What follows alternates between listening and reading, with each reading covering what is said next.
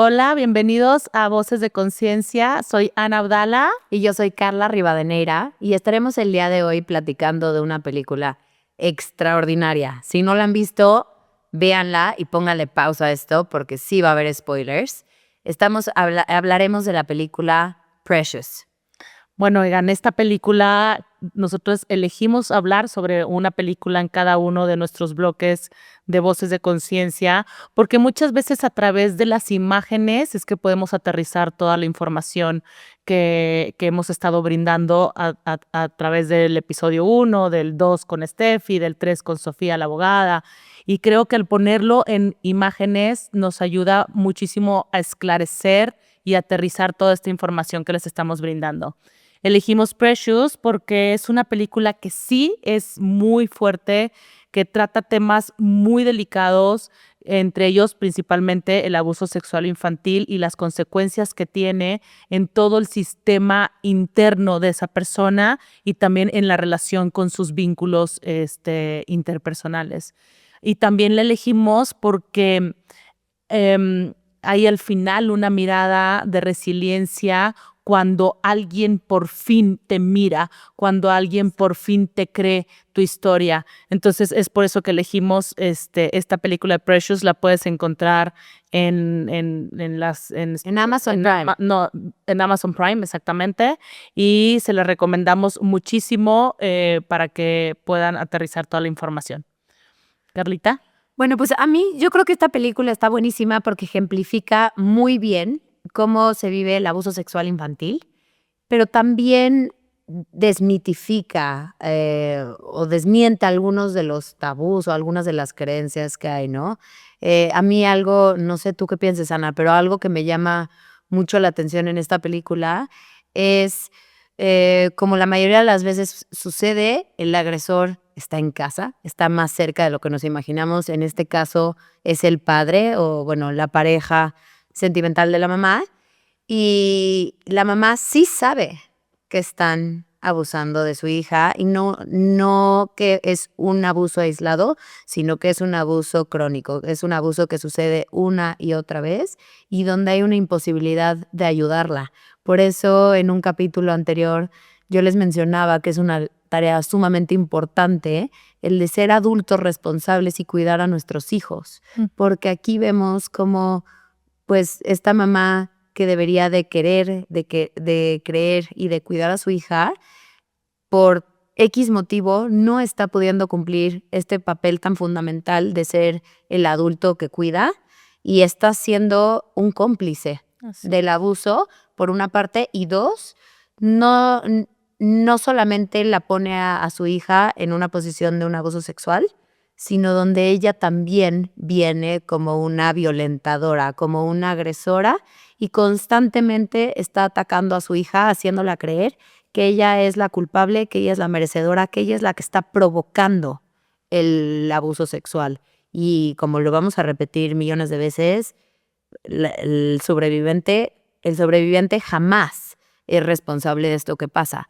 Y esta misma niña se ve como el mensaje que le están mandando en su sistema, tanto su mamá como su papá, es: tú te lo mereces, tú me estás provocando, tú lo estás buscando, y eso genera en ella como una completa desconexión de sí misma, ¿no? Donde ella se desconecta, donde ella se disocia y podemos ver de manera muy clara cómo aparecen síntomas súper importantes. Por ejemplo, el impacto que tiene a nivel social, el impacto que tiene a nivel escolar, el impacto que tiene como en cuestión de su imagen y de su cuidado. Entonces, como bien decías tú, hablamos de estas características con Steffi, con los especialistas, pero ya ponerlo ahí en práctica y ver que es una adolescente que es incapaz de leer y de escribir bien, que es una adolescente que no se puede regular y que pareciera que está viviendo en alerta o como desconectada o atacando, creo que son de las cosas que los papás tienen que ponerle atención y poderlo ver ahí como de forma tangible, ¿no? Sí. La historia cuenta ¿de qué trata la película? Es una película que trata de un adolescente de 16 años que sufre abuso sexual de parte de su padre biológico desde que tiene 3 años. Abusos constantes, al grado de que está embarazada de su segundo bebé / hermano, ¿no? Entonces, imagínate lo fuerte, también el impacto que tiene una madre que es que es muy desprotectora, ¿no? Negligente, exactamente, esa es la palabra, negligente de la crianza, de la protección de su hija, porque ella lo que quiere al final de la película, que decimos, oigan, aguas, vean primero la película y luego escuchen el podcast, se les advirtió. Porque al final de la película, una de las cosas que suceden es cuando la de servicios social está viendo, oye, ¿qué pasó? O sea, ¿por qué permitiste el abuso sexual de parte de tu hija, de parte de tu esposo, de su papá, a su hija? Y ella dice, es que yo quería un hombre. Y lo que tú acabas de decir ahorita, Carla, es algo muy transgeneracional también, ¿no? Sí. Es durísimo, durísimo, que muchas veces nosotras, las mujeres, sacrificamos a nuestros hijos con tal de no vivir el abandono de parte de la pareja.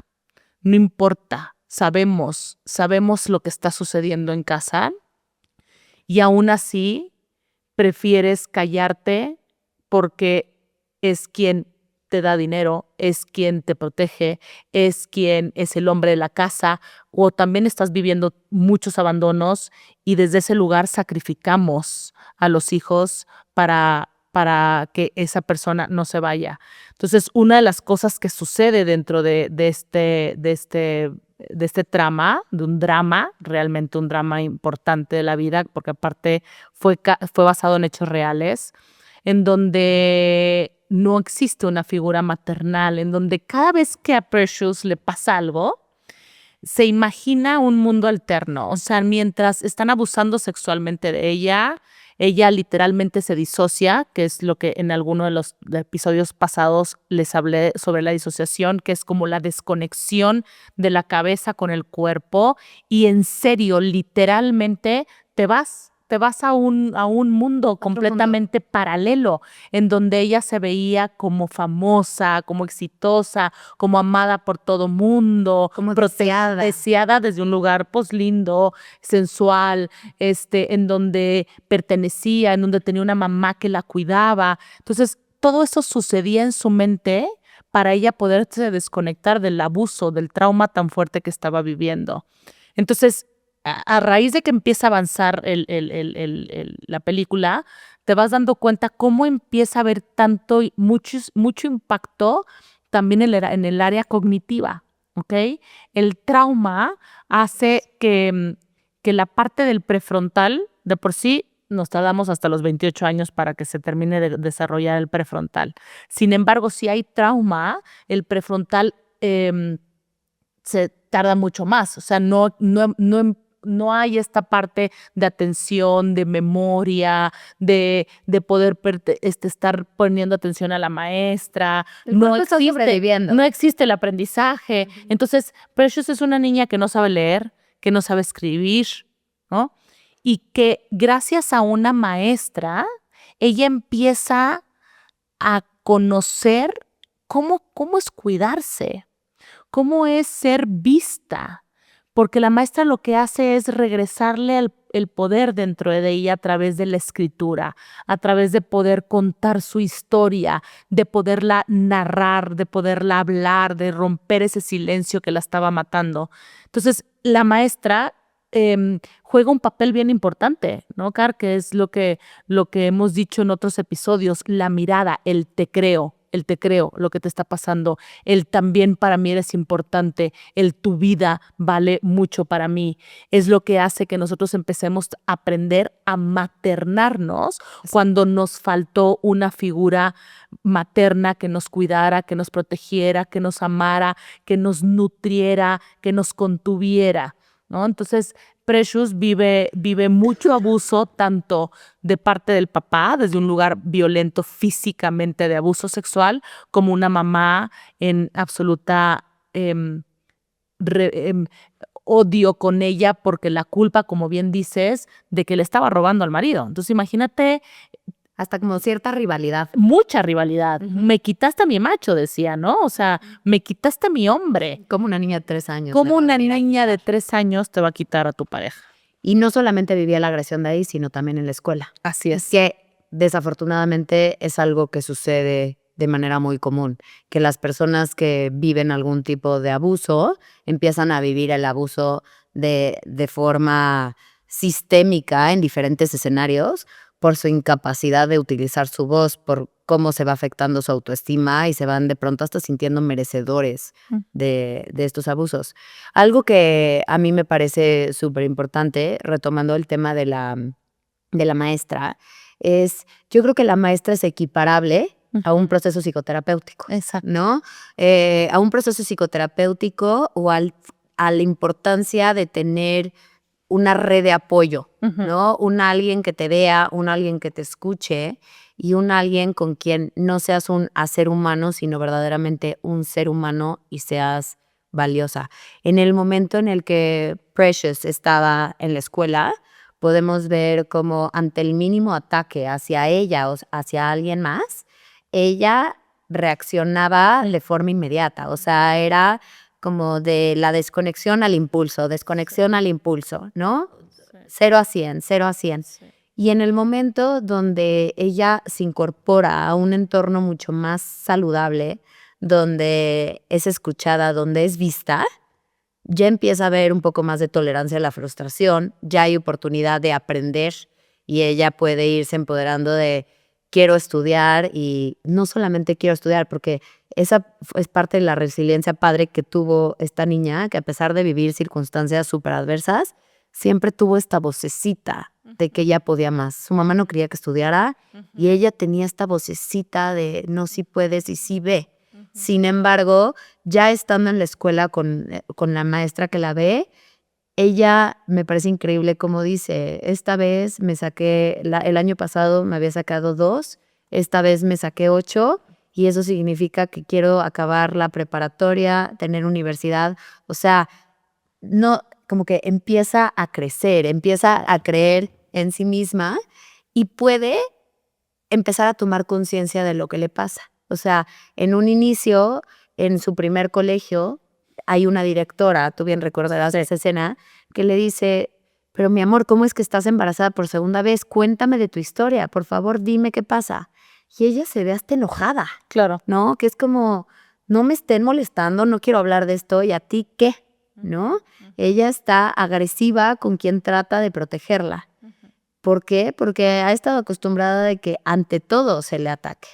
Pero cuando ella ya está en un entorno mucho más saludable, donde ya no está a la defensiva, empieza a darse cuenta de que efectivamente lo que estaba pasando no estaba bien, ¿no?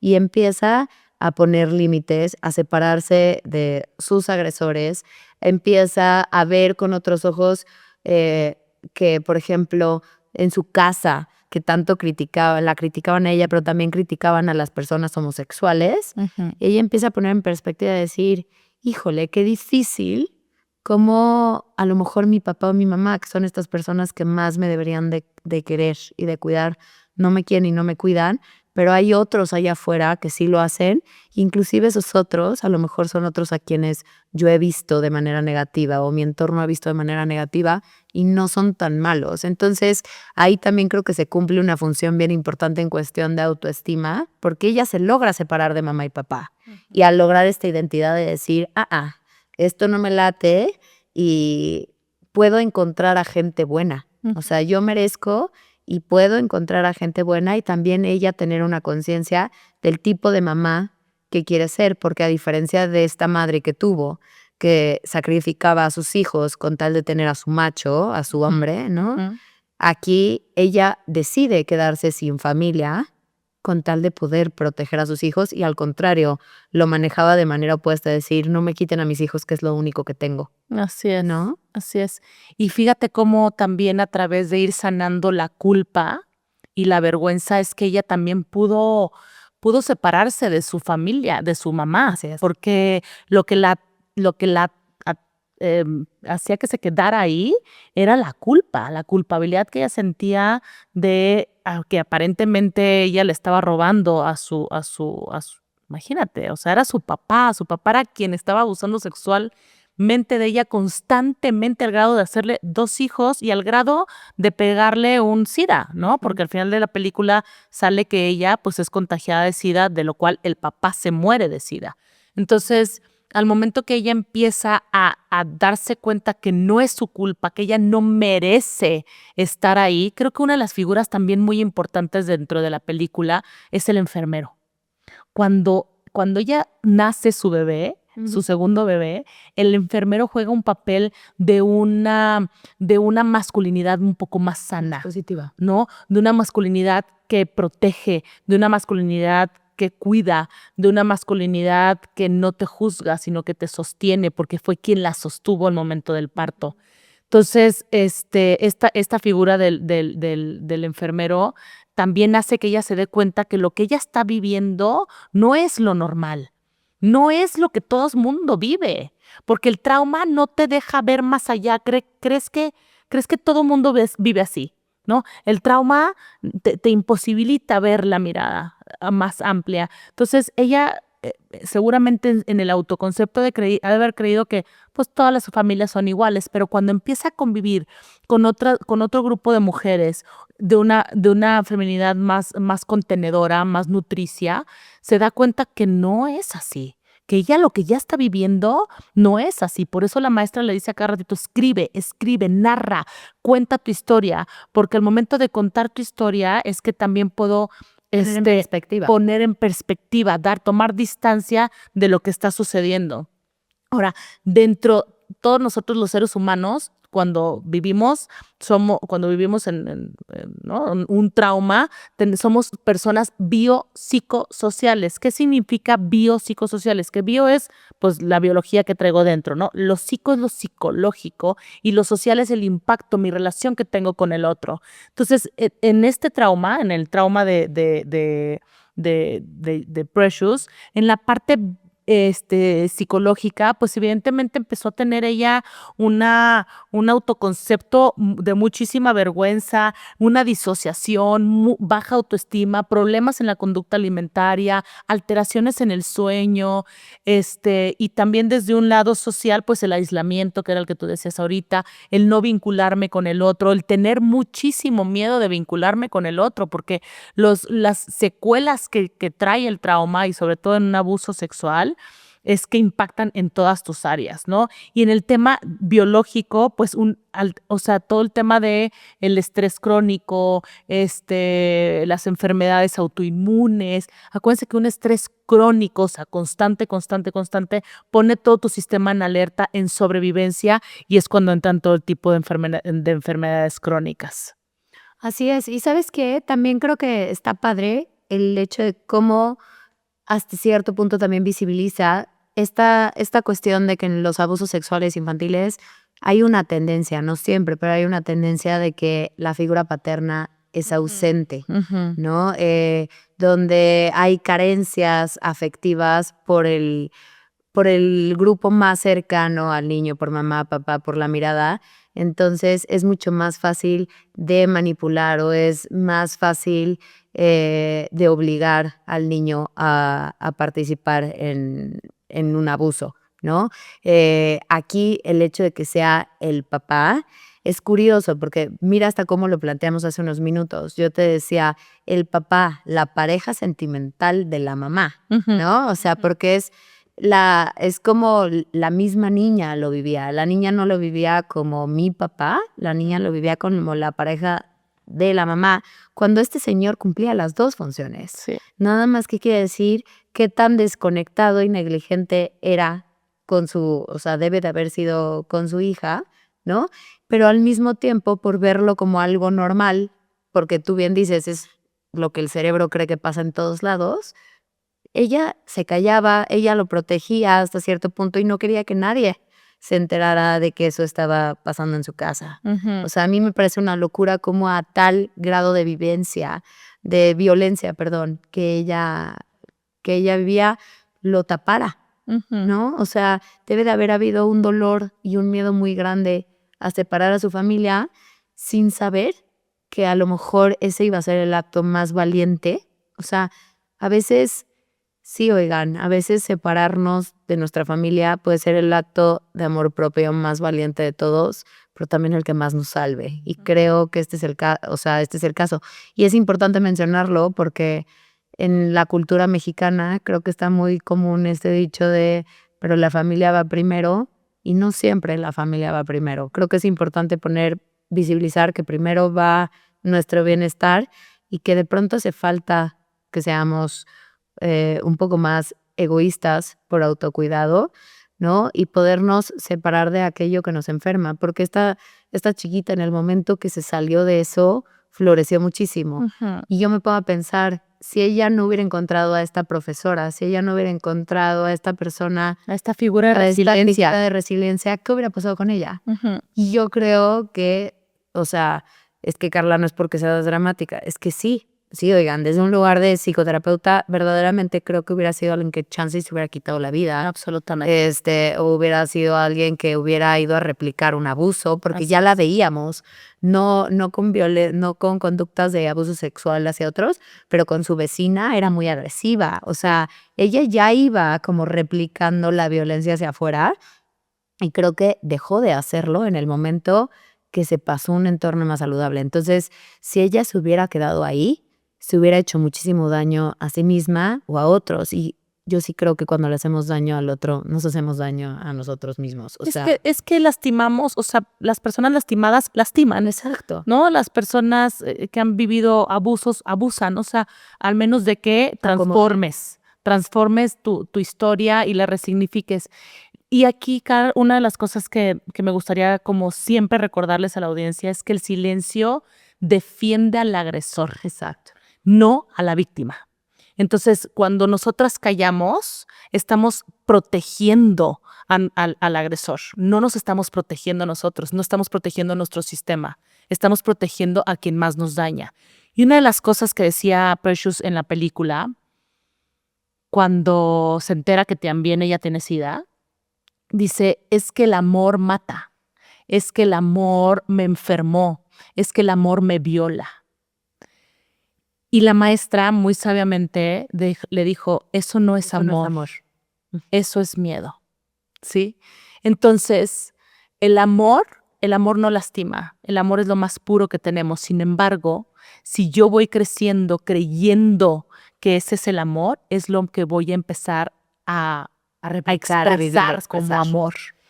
Y hay que tener muchísimo cuidado cómo nosotros en nuestro sistema familiar, en nuestros hijos, de hecho, en qué entendí como amor, qué significó para mí el amor en la pareja, porque desde ese lugar voy a dar el amor también. Yo creo que eso que mencionas es muy importante y vale la pena ponerlo también sobre la mesa.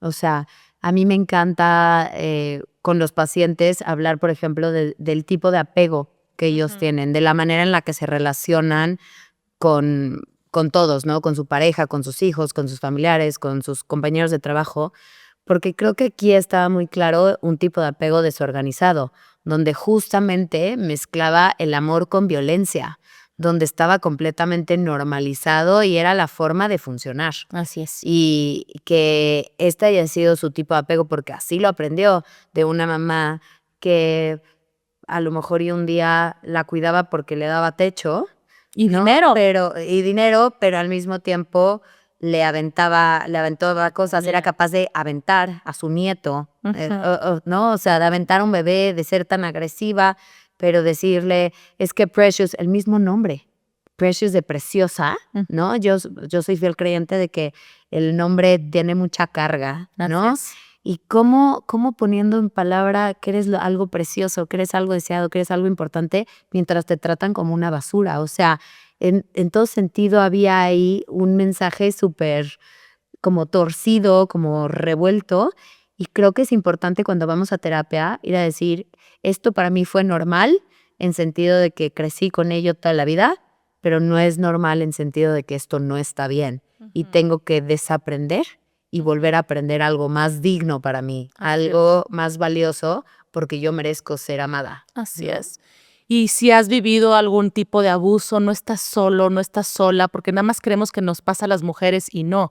Los hombres también viven abuso. Si viviste abuso, te recordamos que no estás solo, que no estás sola. Recuerda que al hablar podemos empezar a transformar nuestra historia y muchas veces hablamos de un abuso sexual solamente en mujeres. ¿Y qué crees? O sea, los abusos también pasan dentro de los niños en un gran porcentaje. La estadística actual en México, de acuerdo al UNICEF, menciona que 1 de cada 4 niñas será víctima de abuso sexual infantil antes de los 18 años y más del 50% de las mujeres vivirán algún tipo de abuso sexual a lo largo de su vida. Por su parte, como dice Ana, los hombres no se libran de esto y es importante que tú también alces la voz. Tú no elegiste y tú no eres culpable de esto que pasó. A los hombres, 1 de cada 6 niños será víctima de abuso sexual infantil y el 30% de los hombres serán víctimas de abuso sexual a lo largo de su vida. Pedir ayuda no te hace débil, te hace valiente. Acuérdate que hablar es sanar. Entonces, para eso estamos en Centro Integral de Conciencia, que podemos acompañarte para que puedas procesar todo esto que hoy estás viviendo, para que puedas tener una vida mucho más libre, mucho más resiliente, como es en el caso de Precious. Y tú no eres el abuso sexual, tú eres mucho más que eso. Además de que, como decía Ana, que te haya pasado algo malo no significa que seas tú malo. También has vivido un abuso sexual, pero estoy segura que has vivido muchas otras cosas muy valiosas. Acomodemos, vivamos la vida y asegurémonos de que somos personas vivas en vida y no muertos viviendo. Y por favor, si sabes de alguien que pudiera estar pasando por una situación similar, compártele este episodio. A lo mejor podemos ayudarle a salvar su vida. Y sin despedirnos, me gustaría que pudiéramos hablar un poco de los siguientes episodios en los que Carlita nos va a deleitar con todos esos nuevos temas que vamos a tratar en los siguientes episodios. Muchas gracias. Así como en noviembre empezamos hablando con abuso sexual infantil por el 19 de noviembre, que es el Día Nacional contra el Abuso Sexual Infantil, en el mes de diciembre estaremos visibilizando sobre los trastornos de la conducta alimentaria, aprovechando que el 30 de noviembre es el día conmemorativo y que en diciembre, por todas las fiestas de fin de año, es un tema que nos suele mover muchísimo a todos. Vamos a estar platicando de la relación, como ya salió por ahí en algunos capítulos, del trauma, muchas veces relacionado al abuso sexual en trastornos de la conducta alimentaria. Estaremos hablando de esos familiares incómodos que a veces viven en nuestra casa o en alguna otra que parece que nos están pesando con la mirada o checando cuánto comemos y no comemos. Y estaremos tratando de sanar un poquito nuestra historia, porque desafortunadamente más del 90% de las mujeres se sienten insatisfechas con su cuerpo. Y eso, aunque es normal por estadística, eso no está bien y ojalá pueda cambiar. Los esperamos en los siguientes capítulos, que estoy segura les van a encantar. Gracias por escucharnos. Muchas gracias a nuestra audiencia. Esto es Voces de Conciencia.